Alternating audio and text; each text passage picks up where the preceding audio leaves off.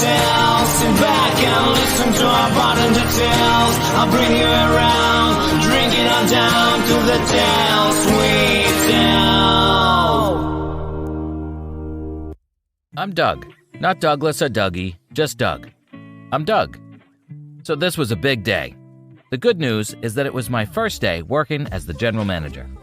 So my work as the bartender was evaluated by the owner himself of the restaurant chain, and he was impressed with my work. So he gave me a promotion, and thank God, too, because as we all know, I needed the money. This is the story of my first day as the general manager of the bar, which will be quite entertaining. For a long period of time in the night, everything seemed quite ordinary. Everyone's having the time of their lives, enjoying their drinks, having food. And now I'm responsible for everything that happens in the bar, so it was kind of a big responsibility. So I went to the place that I used to work in, and I smile, all these months and years that I worked here, and all the chaos that happened during this time, the fights, the arrests, the attractive crazy girls that came in late at night. And my thoughts were stopped by the bartender who's working. Now, this was not Friday night, so the bar wasn't that busy. So the bartender starts to chat with me. The bartender says, "How are you, sir?"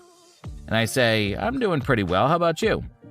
So the bartender says, "Well, I work at construction all morning and come here all by myself to work late nights to pay for the rent. I have to keep hustling because of my family. It's hard to maintain my and their life without working very hard." So I smile and I say, "You know, I was exactly at your place a few months ago. I had a pretty weird family, had a lot of kids, and, I had to work pretty hard, always hustling for those tips.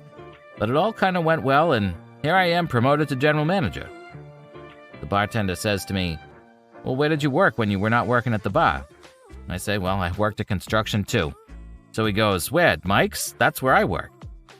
I say, "Put her there, man. That's exactly where I used to work." So we shake hands. I check my watch. It's 10:30 p.m.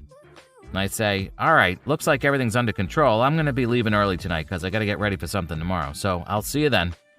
The bartender says, "See you, man." So I leave and I get to the bus station. And about 5 minutes later, I'm looking through my pockets for my phone as it starts ringing. I answer the phone and I'm like, "Yeah, hello, it's Doug. What, an emergency? Oh, okay, I'll be right there." So it's some emergency, and I don't know exactly what it was, so I rush back to the bar, and I walk in, and I am shocked. There's a police car that stopped outside in the driveway. There's blood on the floor, but surprisingly, some people are ordering drinks, so I figure it couldn't have been anything too serious. And there was this one guy, he looked like a homeless guy, who had his arm covered in a piece of white cloth that was red with blood. So I ask what happened, and the police tell me that this guy, the guy with the cloth on his arm, was running from the police because he'd been found with drugs, and he accidentally runs into the bar, and he fell down on his face after breaking a window. Then the health department confirms that he had HIV, so the police advised that we have to clean the bar thoroughly. So finally, after a long night of work and being extremely exhausted, after cleaning the whole bar with the bartender and the rest of the staff, I finally get home very, very late. Thanks for watching, like, subscribe.